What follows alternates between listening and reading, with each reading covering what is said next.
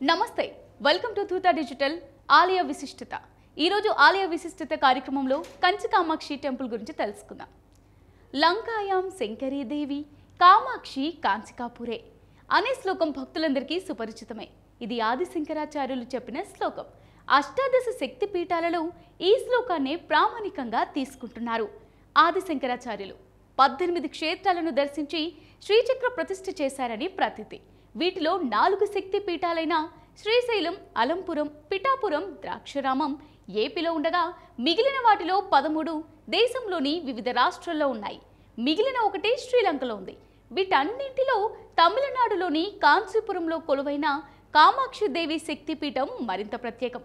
కోరిన కోరికలు తీర్చి కన్నతల్లిగా పూజలందుకుంటున్న కామాక్షమ్మ ఆలయ విశిష్టతల గురించి ఇవాళ తెలుసుకుందాం. అఖండ భారతావనిలో కొలువైన అష్టాదశ శక్తిపీఠాలలో కంచి కామాక్షి ఆలయం ఒకటి. ఇక్కడ శక్తిపీఠాన్ని నాభిస్థాన శక్తిపీఠం అంటారు. కా అంటే సరస్వతి రూపమని, మా అంటే లక్ష్మీదేవి స్వరూపమని, అక్షి అంటే కన్నులు కలదని అర్థం. ఈ 3 పదాలను కలిపి కామాక్షిగా పిలుస్తారు. కామాక్షి దేవి ఆలయాన్ని గాయత్రి మండపంగా కూడా పిలుస్తారు. అమ్మవారి విగ్రహాన్ని పద్మాసనంపై కూర్చున్నట్టు మలిచిన తీరు అద్భుతంగా ఉంటుంది. శ్రీ కామాక్షి, శ్రీవిలహాసం, శ్రీచక్రం అనే 3 రూపాల్లో అమ్మవారు దర్శనమిస్తారు. స్థల పురాణం ప్రకారం కాత్యాయని దేవి ఆదిదేవుడు పరమేశ్వరుడిని భర్తగా పొందడానికి ఇక్కడ తపస్సు చేసినట్టు చెబుతారు. శివ పరీక్షలో భాగంగా అమ్మవారు తాను పూజించే సైకత లింగాన్ని శివకల్పితమైన గంగా ప్రవాహం నుంచి రక్షించుకోవడానికి విశ్వ ప్రయత్నాలు చేసినట్టు తెలుస్తోంది. ముంచుకొచ్చిన నది ప్రవాహం నుంచి లింగాన్ని కాపాడుకోవడానికి తన కౌగిలిలో శివయ్యను బంధించినట్లు పురాణముంది. అందుకే అమ్మవారి గాజుల, కుచముల ముద్రలు ఇప్పటికీ అక్కడి శివలింగంపై దర్శనమిస్తుంటాయనేది ప్రత్యక్ష సాక్ష్యం. అలాగే కంచీపురంలో సతీదేవి వీపు భాగం పడినట్టుగా పురాణాలు చెబుతున్నాయి. పాశాంకుశాలు, చెరుకుగడ, భుజంతో చిలుకతో పద్మాసన స్థితిలో కొలువుండే ఈ అమ్మవారిని పూజిస్తే సకల సిరి సంపదలు కలుగుతాయని ప్రతీతి. కామాక్షిదేవి ఆలయంలో ఉత్సవ కామాక్షి తల్లి విగ్రహానికి ఎదురుగా ఉన్న గోడలో తుండిర మహారాజు ప్రియా భక్తుడిలా దర్శనమిస్తారు. శివయ్యకు నంది ఎలాగో అమ్మకు ఎదురుగా తుండిర మహారాజు అలాగే ఉంటారు. ఎవరైతే కామాక్షి తల్లిని నమ్మి కొలుస్తారో వారి దుఃఖాన్ని పోగొడుతుందని భక్తుల అచంచల విశ్వాసం. కామాక్షి అమ్మవారు ఉగ్రరూపంలో ఉండేవారనే కథనం కూడా ఉంది. అందుకే నిత్యం బలి కోరేవారని పురాణం చెబుతుంది. దీంతో అమ్మవారి ఉగ్రతను తగ్గించేందుకు ఆది శంకరాచార్యులు ఇక్కడ శ్రీచక్రాన్ని ప్రతిష్ఠించారని కథనం. అమ్మవారు శాంతించేలా ఆ శ్రీచక్రానికి నిత్యం ఇక్కడ పూజలు జరుగుతుంటాయి. అమ్మవారిని ఈ దేవాలయ ప్రాంగణం వీడి వెళ్ళొద్దని ఆది శంకరాచార్యులు అభ్యర్థించినట్టు కథనముంది. ఈ కారణంగానే ఉత్సవ కామాక్షి అమ్మవారు ప్రాంగణంలోనే ఉన్న ఆది శంకరాచార్యుల అనుమతి తీసుకున్న తర్వాతనే ఉత్సవాలకు దేవాలయ ప్రాంగణం నుంచి బయటకు వస్తారని భక్తుల నమ్మకం. దీనిలో భాగంగానే రోజు ప్రాతకాలంలో శ్రీ కామాక్షి దేవి ఉత్సవమూర్తిని మేలుకొలిపి ఉత్సవమూర్తిని పల్లెకిలో ప్రదక్షిణగా ఆలయంలోకి తీసుకుని వస్తుంటారు.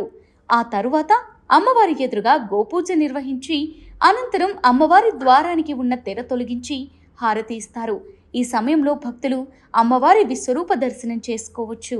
కామాక్షి అమ్మవారు కంచిలో 5 రూపాల్లో కొలువై ఉన్నారు. గాయత్రి మండపంలో కొలువై ఉన్న అమ్మవారిని మూలదేవతగా పరిగణించగా మండపంలో 4 గోడలను 4 వేదాలుగా, 24 స్తంభాలను గాయత్రి మంత్రంలోని 24 అక్షరాలుగా భావిస్తారు. తపో కామాక్షి, అంజనా కామాక్షి, స్వర్ణ కామాక్షి, ఉత్సవ కామాక్షి అనే మరో 4 రూపాల్లో అమ్మవారు దర్శనమిస్తారు. అమ్మవారికి పౌర్ణమి రోజున నవావర్ణ పూజ, ప్రతి బుధవారం చందనా కాపు పూజ, రోజుకి 3 సార్లు అభిషేకం నిర్వహించడంతో పాటు కుంకుమార్చన, దేవి అలంకరణ నిత్యం చేస్తారు. ఇంకో విశేషం ఏంటంటే శివకంచిలో ఎన్నో వేల ఆలయాలు ఉన్నప్పటికీ ఎక్కడా కూడా అమ్మవారి ఆలయం మాత్రం కనిపించదు. కేవలం కామాక్షి అమ్మవారి ఆలయం తప్ప శివకంచిలో మరే ఇతర అమ్మవారి ఆలయాలు భక్తులకు దర్శనమివ్వవు. సాధారణంగా ప్రతి ఆలయంలో అమ్మవారి విగ్రహం, స్వామివారి విగ్రహం పక్కపక్కనే ఉండి భక్తకోటికి దర్శనమిస్తుంటాయి. కానీ కామాక్షి అమ్మ ఆలయంలో అమ్మవారు ఒక్కరే భక్తులకు దర్శన భాగ్యం కల్పిస్తారు. దేశంలో మరిక్కడా లేని విధంగా యోగముద్రలో పద్మాసనంపై అమ్మవారు ఆసీనురాలై భక్తులకు దర్శనమిస్తారు. అమ్మవారి ఆలయానికి సుమారు 2 కిలోమీటర్ల దూరంలో ఏకాంబరేశ్వర స్వామి ఆలయం ఉంది. అక్కడికి వెళ్లి శివయ్యను దర్శించుకోవాల్సి ఉంటుంది. ఇక్కడ దేవి నవరాత్రులను కూడా విభిన్నంగానే నిర్వహిస్తారు. 3 విభాగాలుగా విభజించి కామాక్షి అమ్మవారిని పూజిస్తారు. మొదటి 3 రోజులు దుర్గాదేవిగా, తర్వాత 3 రోజులు లక్ష్మీదేవిగా, చివరి 3 రోజులు సరస్వతీదేవిని శాస్త్రోక్తంగా ఆరాధిస్తారు. దేవి నవరాత్రుల సమయంలో బాలికలు, వివాహితులకు పూజలు చేస్తారు. వీరిని పూజిస్తే అమ్మవారిని పూజించినట్లేనని భక్తులు భావిస్తారు. అంతేకాదు కాంచీపురంలోని కామాక్షి తల్లి సుగంధ కుంతలాంబ అవతారంలో కూడా దర్శనమిస్తారు. సుగంధ కుంతలాంబను దర్శించుకున్న మహిళలకు అఖండ సౌభాగ్యం లభిస్తుందని నమ్మకం. ఏ ఆలయంలోనైనా స్వామివారికి సంబంధించిన బీజాక్షరాలను ఒక యంత్రంపై రాసి ఆ యంత్రాన్ని పీఠం కింద ఉంచి పైన స్వామివారి విగ్రహాన్ని ప్రతిష్ఠించి పూజలు చేస్తారు. కానీ ఈ ఆలయంలో మాత్రం అమ్మవారికి చెందిన బీజాక్షరాలతో రచించిన యంత్రం మాత్రం అమ్మవారి విగ్రహానికి ఎదురుగా ఉండి పూజలందుకుంటోంది. అలాగే కాంచీపురంలో సతీదేవి వీపు భాగం పడినట్టు కామాక్షి అమ్మవారు వివిధ శక్తి రూపాల్లోని శక్తినంతటినీ గ్రహించి మన్మధునిలో ఆవహింపజేసినట్టు పురాణాలు చెబుతున్నాయి. అలాగే పాశాంకుశాలు, చెరుకుగడ, భుజంపై చిలుకతో పద్మాసన స్థితిలో కొలువుండే అమ్మవారిని పూజిస్తే సకల సిరి సంపదలు కలుగుతాయని ప్రతీతి. ఈ క్షేత్రంలో గణపతి, ఢంకా వినాయకుడు దర్శనమిస్తాడు. ఏకాంబరేశ్వర, సుగంధ కుంతలాంబ కళ్యాణ మహోత్సవాన్ని డంకా బజాయింపుతో అందరికీ తెలియజేస్తాడని స్థల పురాణం చెబుతోంది. ఈ క్షేత్రంలో మరో విశిష్టత ఏంటంటే గోవు గజశాల.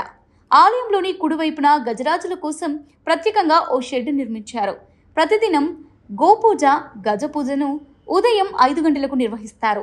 ఇంతటి విశిష్టత కలిగిన కాంచీపురానికి బస్సు, రైలు మార్గాల్లో సులభంగా చేరుకోవచ్చు. బస్సు మార్గంలో వెళ్లేవారు కర్నూలు మీదుగా తిరుపతి చేరుకొని అక్కడి నుంచి కంచికి వెళ్లొచ్చు. ఇటు తిరుమల తిరుపతి నుంచి కూడా కంచికి నేరుగా బస్సులున్నాయి.